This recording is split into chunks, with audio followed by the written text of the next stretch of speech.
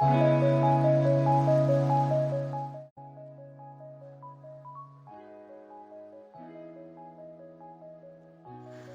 soal nomor 1 yaitu membuat customer, item, dan juga supplier.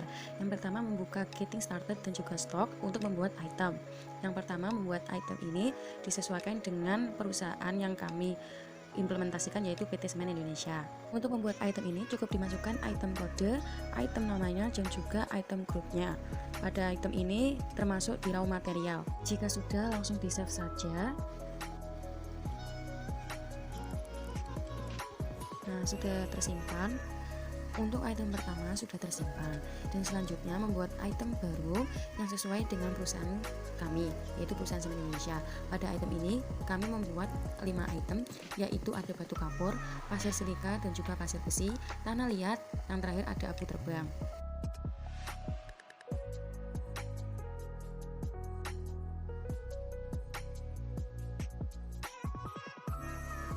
Setelah membuat item selesai, pergi ke getting started, pilih customer.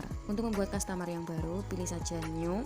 Untuk mengisikan full name, tipe, customer group, dan priority. Untuk tipenya bisa disesuaikan dengan full name. Apabila PT, bisa saja di company. Tapi jika full name dengan nama pribadi, bisa diisi dengan individual. Jika sudah, langsung di save saja dan langsung muncul di halaman. Untuk selanjutnya dilakukan secara hal yang sama pada membuat customer yang pertama. Pada customer PT Semen Indonesia ini, kami membuat untuk pelanggannya ada Roy Prakoso, PT Inalum, Jarum Foundation, Edi Katuari, dan Wijono Tanoko, yaitu ada 5 customer yang kami buat. Pada customer yang sudah kami buat, ada 3 tipe individual dan juga 2 tipe company. Nah, apabila sudah selesai semua customer yang dibuat, tinggal refresh aja dan semuanya akan muncul yang sudah dibuat tadi.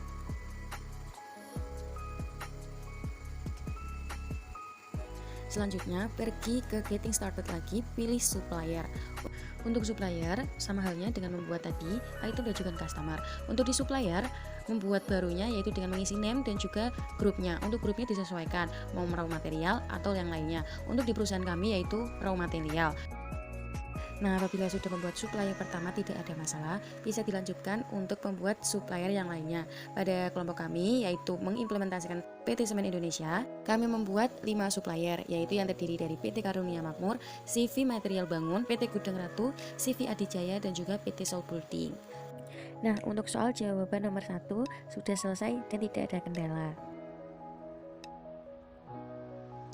Baiklah, saya akan menjawab pertanyaan dari nomor 2. Pertama kita klik buying, purchase order, create new,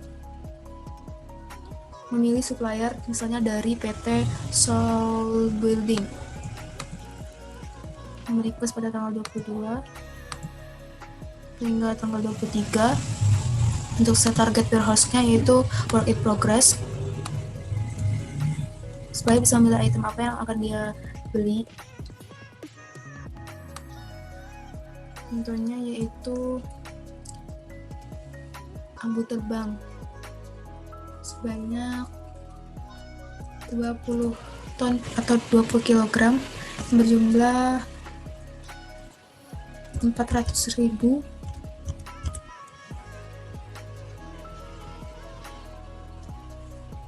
Dan kita menambahkan teks atau pajaknya dengan type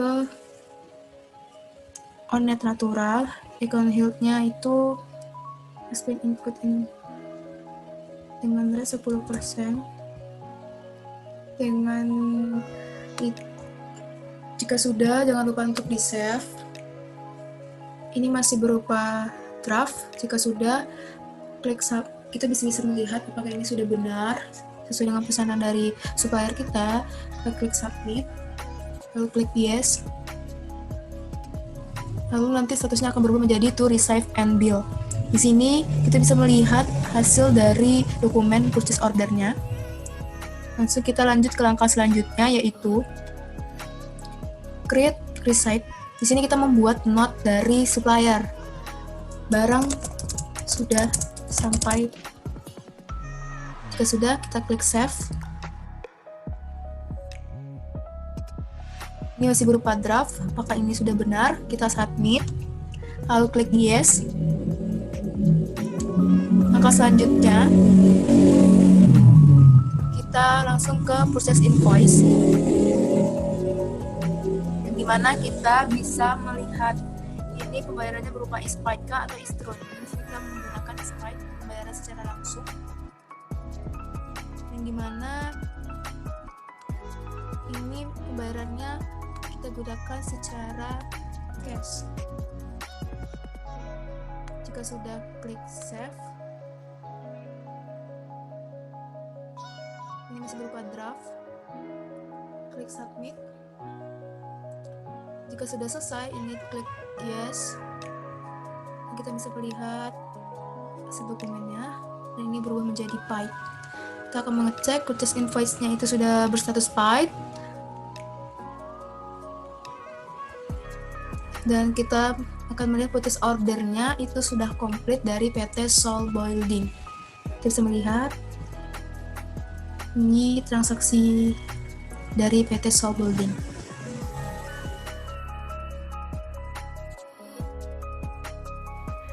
Selanjutnya kita masuk pada mode produksi. Di sini tahap pertama dalam produksi adalah kita akan membuat bom, sehingga cari new bom pada kolom pencarian. Kita akan membuat item baru yaitu semen putih Gresik, sehingga masukkan di item, create new item. Masukkan item code-nya. Di sini saya buat SP003. Kemudian item name-nya semen putih Gresik. Dan item grupnya adalah produk. Jika sudah save, kemudian kita akan bergerak ke bawah dan memasukkan item atau bahan-bahan yang diperlukan dalam membuat semen putih. Di sini misalkan kita akan memasukkan abu terbang yang sudah dibeli tadi, dan di sini saya menambahkan bahan lain yaitu batu kapur. Setelah itu kita atur untuk total kebutuhannya, abu terbang sebanyak 10 dan batu kapur sebanyak 10 juga. Dan di kanan akan otomatis terhitung total amount dari rate-nya. Jika sudah, klik save. Selanjutnya kita akan mengoreksi apakah sudah benar, dan di sini sudah benar bahan yang dibutuhkan dan total cost yang dibutuhkan dalam produksi sebesar 5 juta. Jika sudah, disubmit. Selanjutnya kita akan ke new workstation. Kita beri nama workstationnya area produksi SP sebagai produksi semen putih. Save. Nah, di sini kita bisa memasukkan cost untuk operasi produksi. Kita buat sama saja semua 50.000. Save. Di sini akan muncul total dari net hour rate-nya, yaitu sebesar 200.000. Kemudian kita akan masuk ke new operation. Kita beri nama di sini proses produksi SP. Kita save. Nah, di sini kita bisa menambahkan deskripsi tentang proses produksi semen putih. Kita save. Dan selanjutnya kita masuk ke new production plan. Production plan di sini kita langsung masukkan item code. Item code yaitu produk yang akan kita produksi dalam proses produksi ini. Kita masukkan kodenya SP003 dan otomatis akan keluar seri bomnya. Di sini plan quantity-nya misal kita buat 10. Sebelum disubmit kita koreksi terlebih dahulu. Warehouse-nya kita isi store. Selanjutnya kita akan create work order. Kita buka work order-nya. Nah, di sini work order masih berupa draft. Kita buka.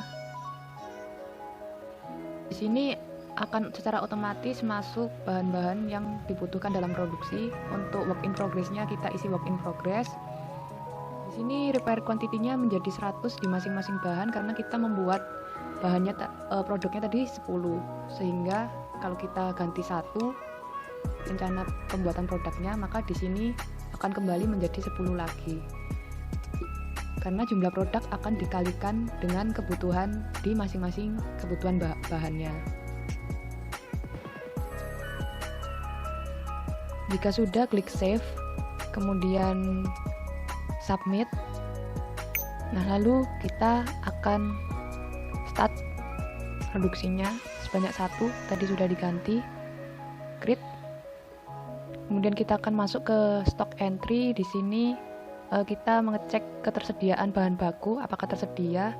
Jika item code-nya ada tanda hijau, berarti bahannya tercukupi, sehingga kita save saja.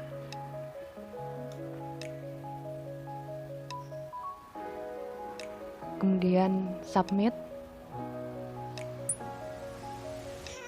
Setelah itu kita akan kembali ke work order. Nah, di sini statusnya sudah berubah in process. Kita buka. Oke, kita finish prosesnya. Kuantitinya 1, benar. Nah, kita akan masuk ke stock entry lagi. Kita save. Dan kita akan masuk ke manufaktur. Di sini kita lihat bahwa semen putih sudah masuk ke item code. Kita submit.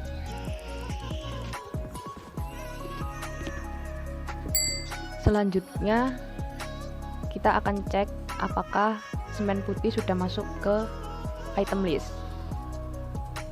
Kita cari item list, kita refresh, dan semen putih Gresik sudah terproduksi. Kita cek apakah benar 1 jumlahnya. Oke, di sini untuk stoknya menunjukkan angka 1, sehingga semen putih Gresik berhasil diproduksi. Untuk selanjutnya adalah proses dari pertanyaan keempat dan kelima. Jadi di sini akan melanjutkan proses sales order atau sales. Jadi kita masuk dulu ke customer, karena di proses ini membutuhkan customer. Karena pada proses customer ini sudah dilakukan dari pertanyaan pertama, maka selanjutnya kita akan melakukan proses sales cycle, di mana akan melakukan sales order, delivery order dengan cara langsung ketikkan saja di pencarian.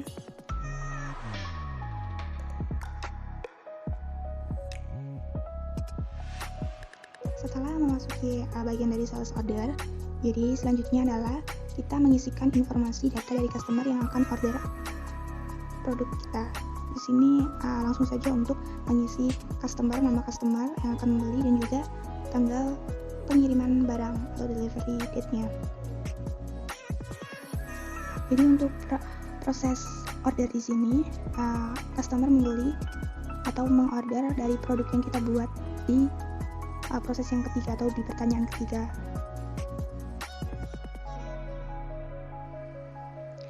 Setelah melakukan pengisian informasi dari customer, jangan lupa masuk ke row-nya, di mana pengisian dari item yang akan dibeli oleh customer. Dan jangan lupa untuk men-save data dari source dari warehouse-nya. Di sini kami mencontohkan pembelian produk yang telah kita buat di pertanyaan ketiga.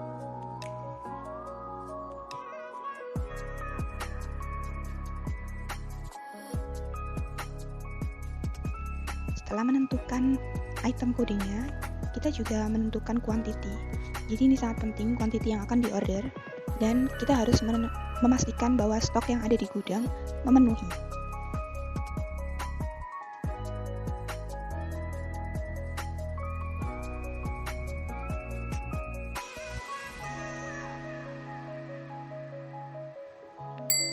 Apabila sudah dipastikan ordernya, bisa langsung di-save dan juga di-submit. Jangan lupa untuk mengecek kembali data-data yang telah diisikan kepada customer yang melakukan pengorderan. Setelah proses selesai dan sudah menjadi to delivery and bill, kita masuk ke delivery note.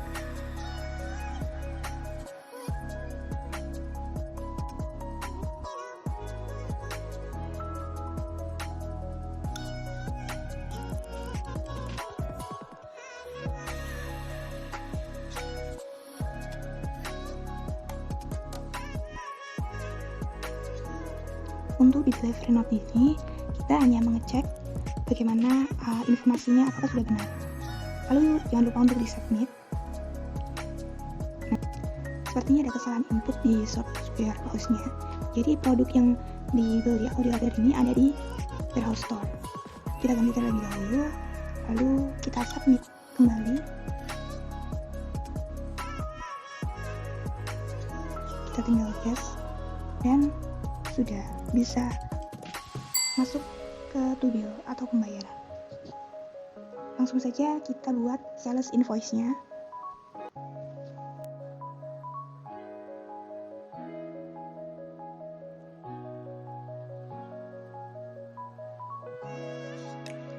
Jadi di sales invoice ini kita melakukan pengecekan. Jika sudah benar informasinya, kita save dan kita submit.